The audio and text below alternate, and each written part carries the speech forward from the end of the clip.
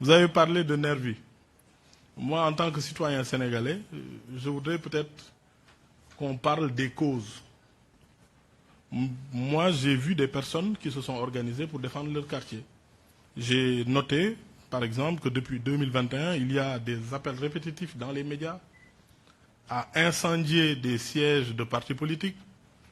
On cible des personnes. Moi qui vous parle, j'ai reçu des cocktails Molotov à 2 heures du matin chez moi. Il y a des partis politiques, des biens de personnes, des biens publics qui sont détruits. Il y a aussi une tendance, des vidéos de propagande sur des chaînes YouTube où on apprend aux jeunes comment faire des cocktails Molotov, comment quadriller une ville, comment occuper des points stratégiques dans une ville, dans une capitale. Qu'est-ce que ça a à voir avec l'expression d'une opinion?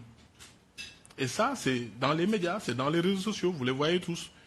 Je note au passage qu'une bonne partie de la presse ne parle jamais de ces faits. Alors ça, c'est dans les faits, dans les médias. Mais dans les faits, qu'est-ce qu'on a noté? Depuis 2021, combien de domiciles de personnalités de la majorité ont été incendiés? Combien de sièges communaux, départements, régionaux de la majorité ont été incendiés? Des appels au meurtre, des appels à l'attaque de personnes.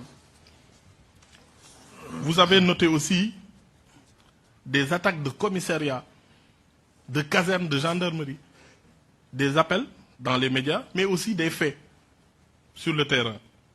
Et face à cela, nous avons vu aussi dans des quartiers des citoyens qui sont organisés parce qu'ils ne voulaient pas, par exemple, qu'on attaque le marché HLM. On l'a vu. Pendant 2 jours, des personnes se sont employées à attaquer le marché HLM. Nous-mêmes, nous avons reçu des appels des associations de commerçants de certains marchés dans certaines communes qui nous disent que ça fait 48 heures que des gens essaient de vandaliser notre marché. Et ça, ce sont des actions criminelles. Donc, à côté de la police, naturellement, il y a eu des Sénégalais qui se sont organisés dans leur quartier, qui ont utilisé des véhicules pour défendre leurs biens, leur intégrité et leur personne.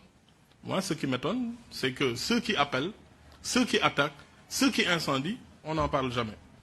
Mais ceux qui veulent défendre leur personne, leur intégrité physique et leurs biens font toujours les choux gras de la presse.